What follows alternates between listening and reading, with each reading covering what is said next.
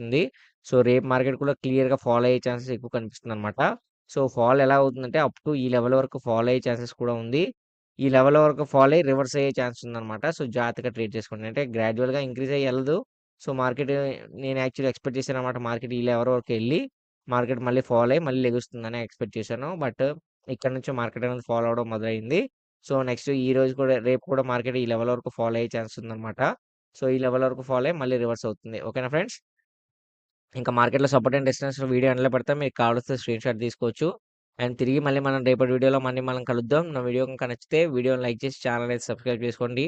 So, loss వచ్చిందని ఏమీ ఫికర్ అవ్వద్దనమాట. ఎందుకంటే మనం డిసిప్లిన్‌గా ట్రేడ్ చేస్తాం. యాక్చువల్లీ ఈరోజు ఎక్స్‌పైరీ డే రోజున చాలామంది మల్టిపుల్ ట్రేడ్స్ తీసుకొని ఖచ్చితంగా వాళ్ళు ప్రీమియం అనేది జీరో చేసుకుంటారు. బట్ మనం అలా చేసుకోలేదనమాట.